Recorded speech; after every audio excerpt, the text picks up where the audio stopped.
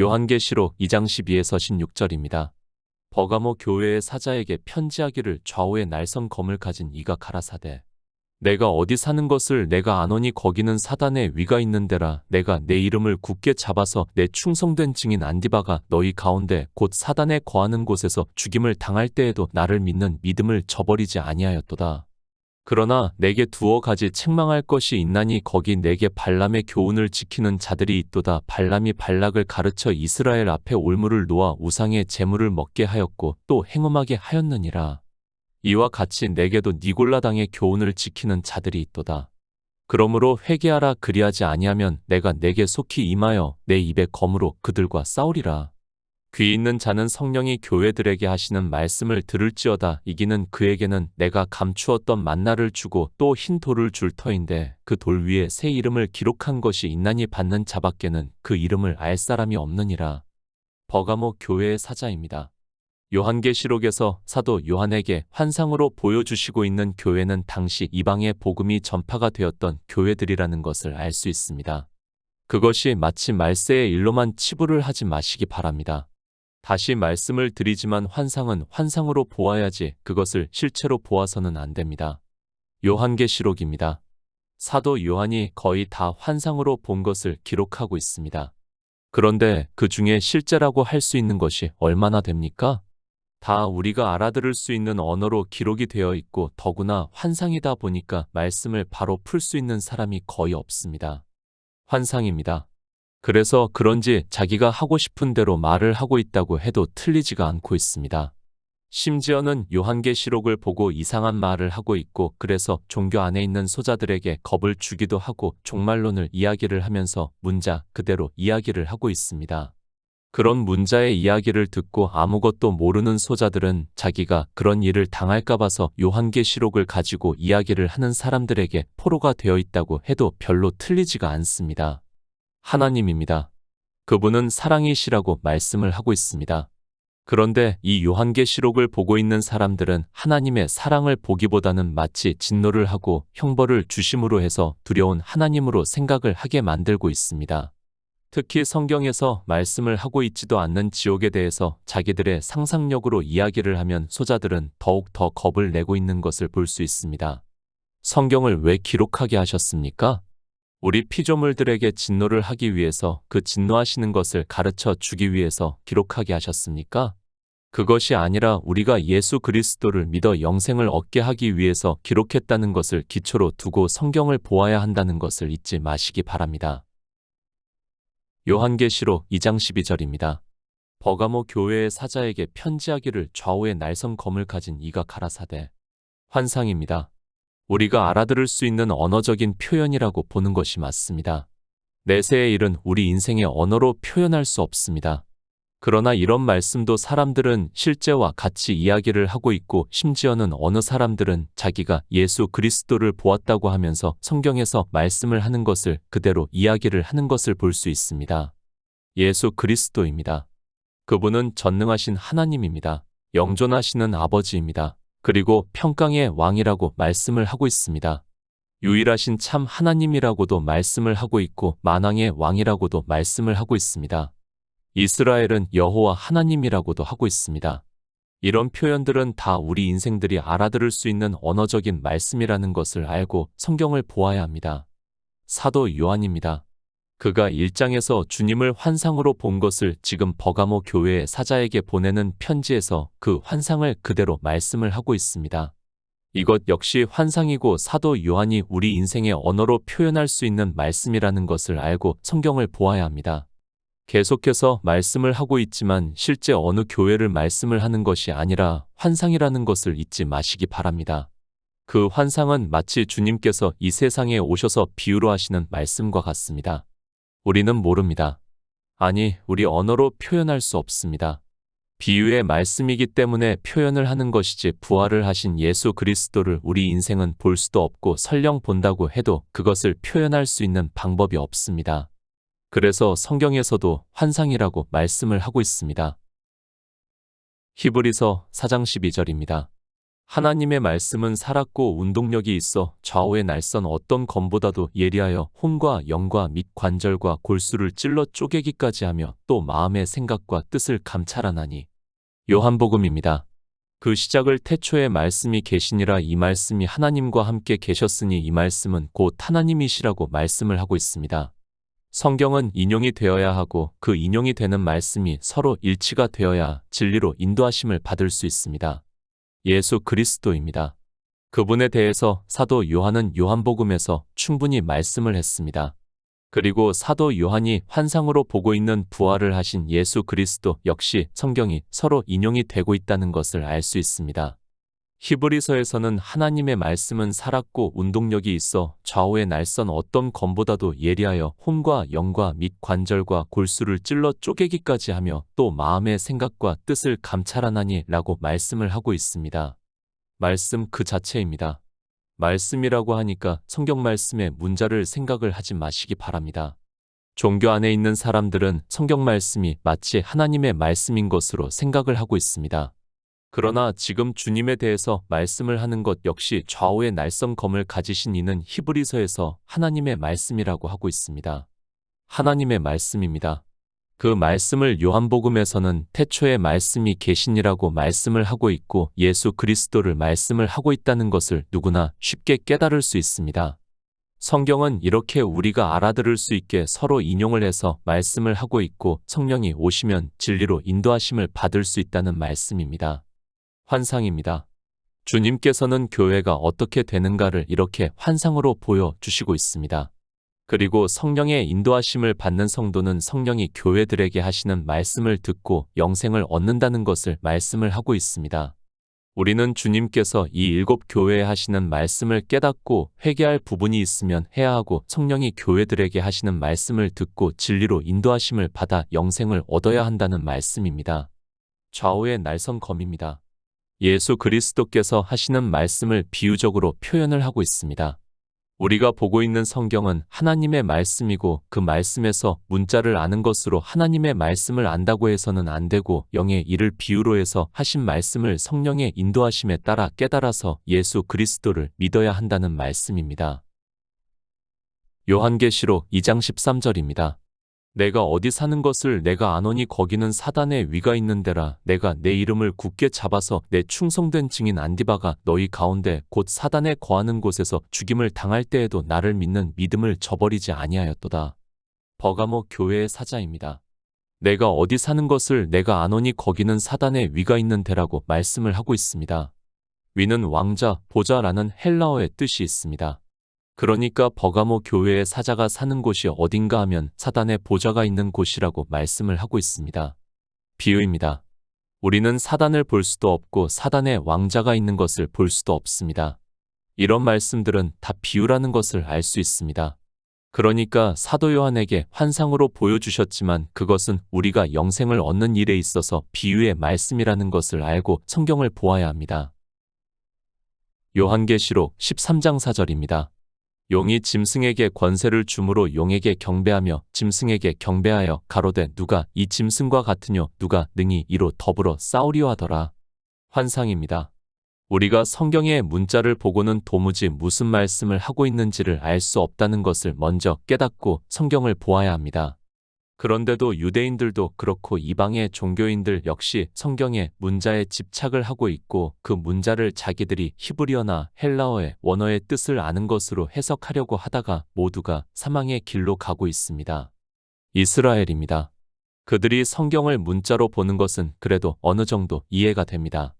그러나 이방인들이 성경을 문자로 본다는 것은 도무지 이해가 안 됩니다. 더구나 주님께서 이 세상에 오셔서 거의 비유로 말씀을 하고 있다는 것을 알면서도 문자로 보고 있다는 것은 주님께서 비유로 하셨다는 말씀 그 자체를 받아들이지 않겠다고 하는 것과 같습니다.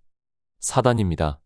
요한계시록 12장에서 큰 용이 내어 쫓기니 옛뱀 곧 마귀라고도 하고 사단이라고도 하는 온 천하를 꿰는 자라 땅으로 내어 쫓기니 그의 사자들도 저와 함께 내어 쫓긴다고 말씀을 하고 있습니다. 그러니까 버가모 교회의 사자에게 말씀을 하는 사단은 용이라는 말씀을 하고 있습니다. 용입니다. 그 용이 무슨 일을 하는가를 성경에서 말씀을 하고 있습니다.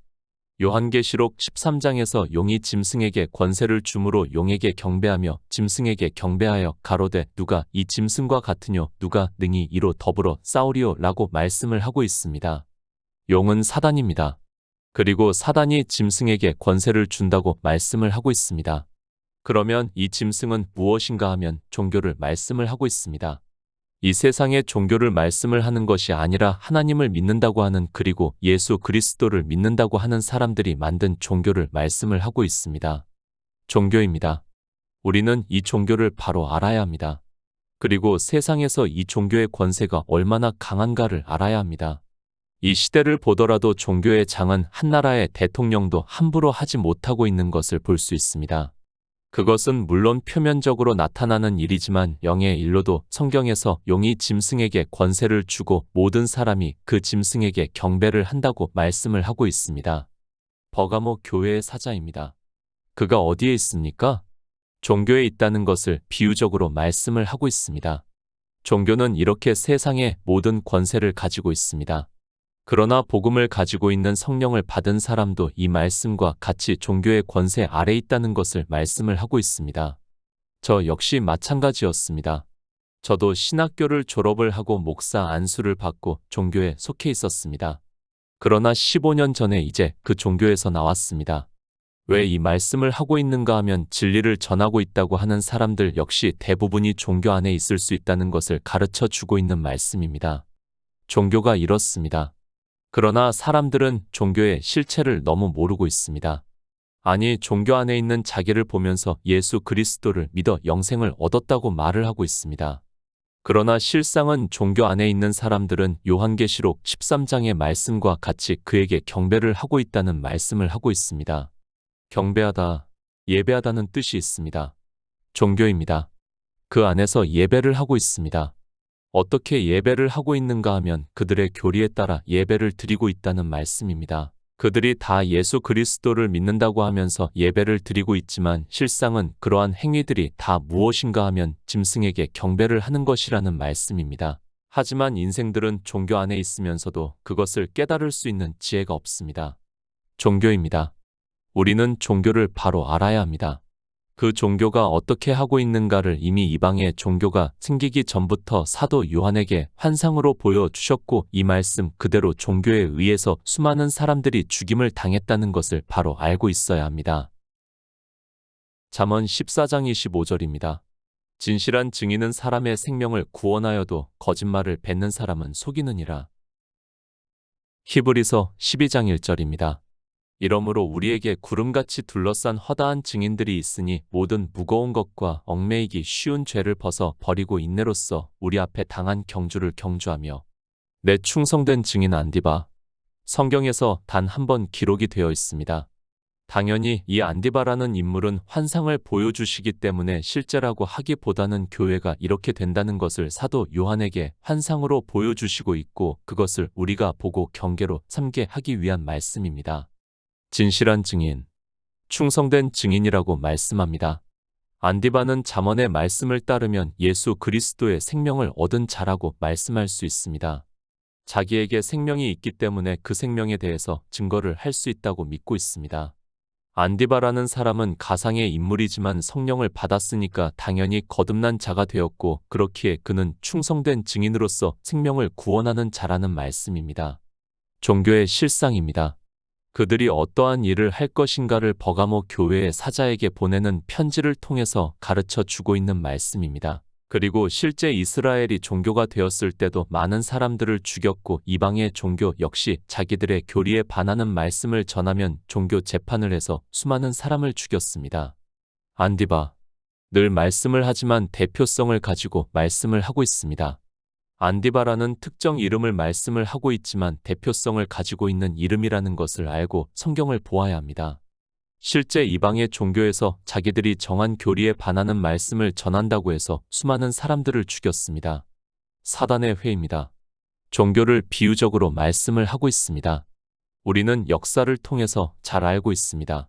이방의 종교에서 종교 재판을 통해서 얼마나 많은 사람들이 죽었는가를 전승을 통해서 잘 알고 있습니다. 죽은 그들이 누군가 하면 충성된 증인, 그러니까 예수 그리스도의 생명으로 거듭났고 그 생명을 전했던 사람들이라는 말씀입니다. 종교의 교리입니다. 그들은 신체가 구원을 받는다고 말을 하고 있습니다. 그러나 성경은 예수 그리스도의 생명에 대해서 말씀을 하고 있고 그 생명을 얻는 것을 거듭나는 일이라고 말씀을 하고 있고, 그것을 사도 바울은 로마서에서 예수 그리스도의 영이 너희 안에 거한다고 말씀을 하고 있습니다. 충성된 증입니다. 이 사람의 생명을 구원합니다. 그러니까 이 생명에 대해서 증거를 했다는 말씀입니다. 그러나 종교는 이 생명에 대해서 전혀 모르기 때문에 종교 재판을 해서 자기들의 이성적 교리와 다르다고 하면서 도리어 이단이라고 하면서 수많은 사람들을 무참하게 죽였다는 것을 우리가 잘 알고 있습니다. 이 말씀 그대로입니다. 이방의 종교는 그러한 행위를 했다는 것을 우리는 역사를 통해서 잘 알고 있습니다. 그것을 어느 누구도 부인할 수 없는 사실이라는 것을 알아야 합니다. 그 대표성을 갖는 인물로 안디바를 말씀을 하고 있고 사단이 거하는 곳에서 죽임을 당했다고 말씀을 하고 있습니다. 증인입니다. 예수 그리스도의 증인이라는 말씀입니다. 우리는 오직 예수 그리스도만을 증거를 하고 있습니다. 우리가 영생을 얻는 방법은 오직 성경에서 예수 그리스도를 증거를 받아 믿음으로 역사를 해야 합니다. 그래서 예수 그리스도의 증인이라고 말씀을 하고 있습니다. 히브리서 11장입니다. 믿음의 선진들을 말씀을 하고 있습니다. 그들을 다 말씀을 하고 난 후에 히브리서 12장 1절에서 이러므로 우리에게 구름같이 둘러싼 허다한 증인들이 있으니 모든 무거운 것과 얽매이기 쉬운 죄를 벗어 버리고 인내로써 우리 앞에 당한 경주를 경주한다고 말씀을 하고 있습니다. 믿음의 장이라고 합니다. 그러니까 믿음의 선진들을 말씀을 하고 있습니다. 그들은 다 예수 그리스도를 증거를 한 허다한 증인들이라고 말씀을 하고 있습니다. 그러나 그 증인들이 이방의 종교 안에서 죽임을 당한다는 것을 사도 요한에게 환상으로 보여주시고 있고, 실제 이방의 종교가 탄생이 되고 난 후에 셀 수 없는 사람들이 무참하게 죽임을 당했습니다. 인생입니다. 그들이 이성적으로 알고 있는 종교와 성경에서 말씀을 하고 있는 종교는 너무도 큰 이질감이 있다는 것을 바로 깨달아야 합니다. 그런데도 사람들은 종교에 대해서 전혀 모르고 있고 그 종교 안에서 악한 일만 하다가 사망의 길로 가면서도 자기가 어디로 가는지도 모르고 그저 소가 푸주로 끌려가는 것과 같이 가고 있습니다. 믿음입니다. 종교는 그렇게 성도들을 죽입니다. 그러나 그런 가운데서도 예수 그리스도를 믿는 믿음을 저버리지 않는 성도들이 있다는 것을 말씀을 하고 있습니다. 그러나 다수의 사람들은 이 짐승에게 경배를 한다는 것을 성경에서 말씀을 하고 있습니다. 베드로후서 2장 21절입니다. 의의 도를 안 후에 받은 거룩한 명령을 저버리는 것보다 알지 못하는 것이 도리어 저희에게 나으니라. 믿음입니다. 이 시대는 복음을 전하고 있는 교회가 거의 없습니다. 그래서 사실 성경 말씀이 무색해지고 있습니다. 믿음이 있는 자가 있어야 그 믿음을 저버리지 않는 사람이 있을 수 있는데, 불행하게도 이 시대는 믿음이 무엇인지 조차 모르고 그저 종교 안에서 주여 주여 하고 있습니다. 예수 그리스도를 믿습니까? 사도 베드로의 말씀도 이 시대 종교 안에 있는 사람들에게는 아무 해당 사항이 되는 말씀이 아닙니다. 먼저 복음이 전해져야 의 도를 알 수 있고 예수 그리스도를 믿을 수 있습니다. 그런 후를 말씀을 하고 있는데 이 시대는 거룩한 명령이 무엇인가를 아는 사람도 없어서 이런 말씀을 인용을 해서 말씀을 하는 것도 무색하기만 합니다. 예수 그리스도를 믿습니까? 누가 이 시대 예수 그리스도를 믿습니까?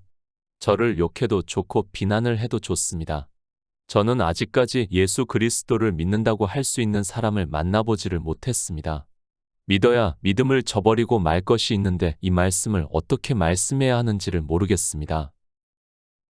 요한계시록 2장 14절입니다. 그러나 내게 두어 가지 책망할 것이 있나니 거기 내게 발람의 교훈을 지키는 자들이 있도다. 발람이 발락을 가르쳐 이스라엘 앞에 올무를 놓아 우상의 제물을 먹게 하였고 또 행음하게 하였느니라. 믿음을 저버리지 않았습니다. 요한계시록에서 말씀을 하고 있는 7교회는 지금의 종교와 같이 생각을 하지 마시기 바랍니다.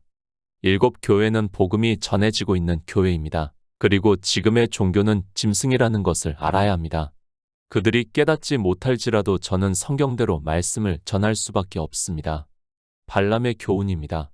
우리가 잘 알고 있는 말씀입니다. 민수기에서 이스라엘의 애굽에서 나와 광야를 지나 가나안으로 가는 것을 보고 발락이 이스라엘을 두려워해서 하나님의 사람이라고 하는 발람에게 뇌물을 주어 이스라엘을 저주를 해달라고 부탁을 하고 있습니다. 하나님께서 못 가게 했습니다.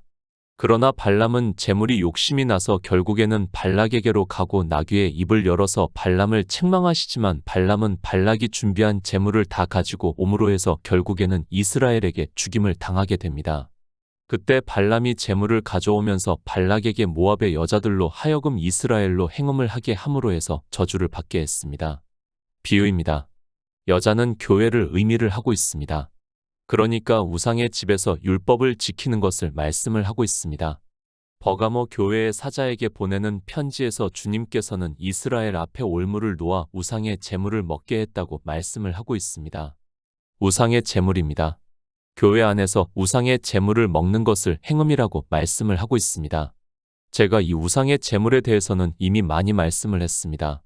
우상의 제물이라는 것은 교회 안에서 율법을 잘 지키는 것을 보고 사람들에게 우상이 되어 따라하게 하는 것을 말씀을 하고 있습니다. 종교입니다.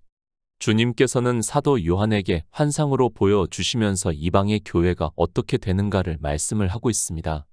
지금 이 시대 교회 중에서 우상의 제물을 먹이지 않는 교회가 있습니까? 그들은 거의 다 우상의 제물을 먹고 있고 그것이 교회와 행음을 하는 행위가 되고 있지만 어느 누구도 이 우상의 제물이 무엇인가를 그리고 행음이 무엇인가를 깨닫는 사람이 없습니다. 환상입니다. 그러나 이 시대 교회가 이렇게 된다는 것을 우리는 알고 있어야 합니다. 그래도 진리를 전하면 그나마 다행이라고 할 수 있는데 진리를 따라 행하지도 않으면서 종교가 되어 우상의 제물만 먹으면서 교회와 행음을 한다는 것을 말씀을 하고 있습니다. 민수기입니다. 이스라엘이 애굽에서 나와 광야라는 교회에 들어왔습니다. 그 교회에서 행한 일이 지금 이 시대 그대로 이루어지고 있다는 것을 말씀을 하고 있습니다. 그러나 성경을 아무리 보아도 그 비유의 말씀의 의미를 모르니까 그저 우상의 제물이라는 단어를 아는 것으로 행음이라는 단어를 아는 것으로 자기들은 그런 것을 안 하고 예수 그리스도를 잘 믿고 있다고 생각을 하고 있습니다.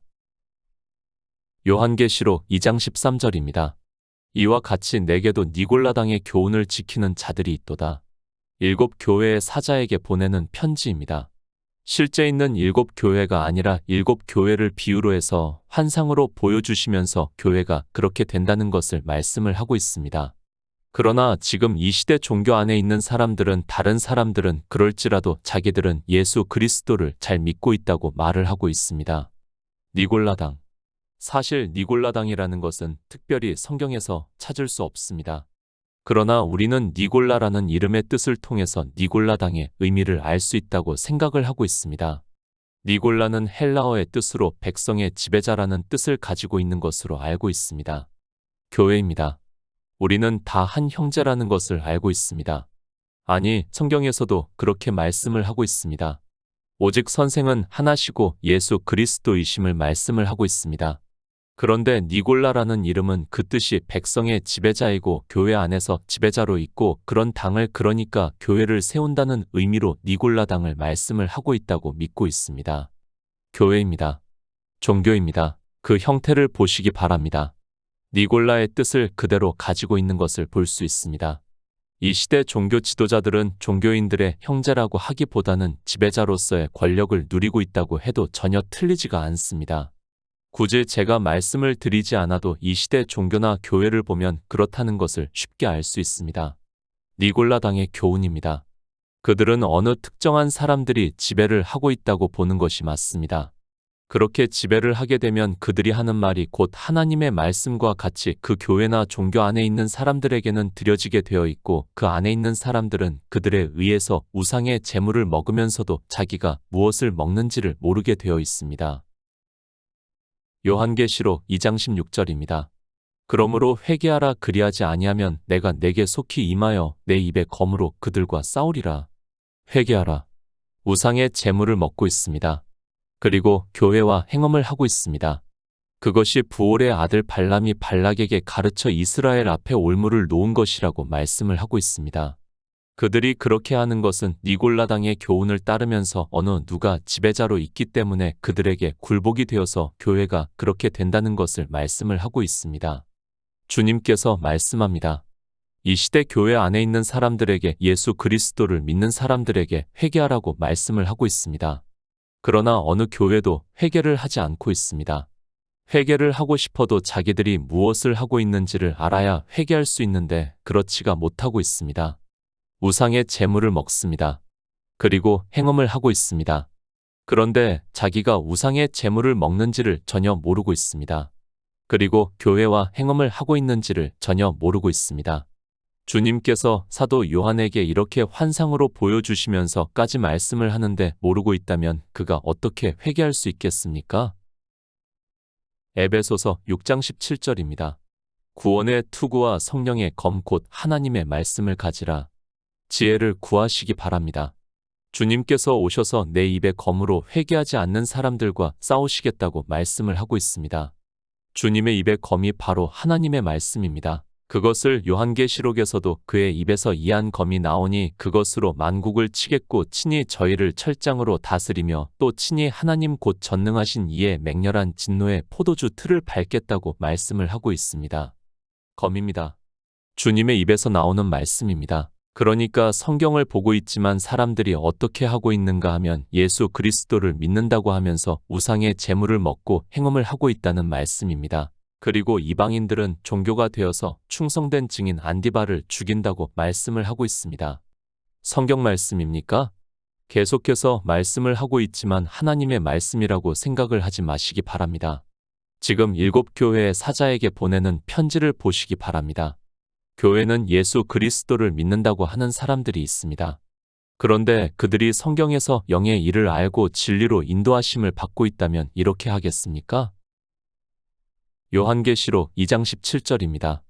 귀 있는 자는 성령이 교회들에게 하시는 말씀을 들을지어다. 이기는 그에게는 내가 감추었던 만나를 주고 또 흰 돌을 줄 터인데 그 돌 위에 새 이름을 기록한 것이 있나니 받는 자밖에는 그 이름을 알 사람이 없느니라. 복음입니다.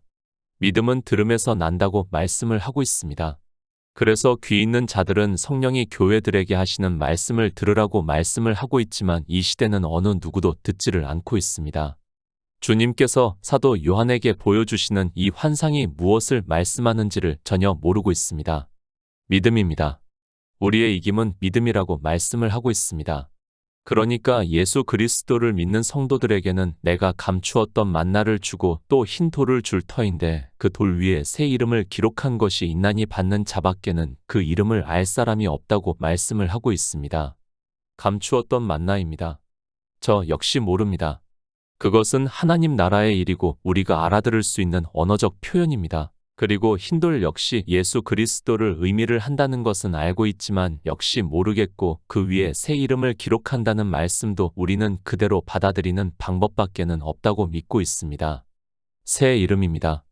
저 역시 그 이름이 무엇인지는 모르겠습니다. 알지 못한다고 해서 영생을 얻는 데 있어서 아무 문제가 없습니다. 우리 성도는 사단의 회가 어디인지를 그리고 우상의 제물도 먹지 않고 행음도 하지 않고 니골라당의 행위도 하지 않고 오직 예수 그리스도를 믿어 영생을 얻었다고 굳게 믿고 있습니다.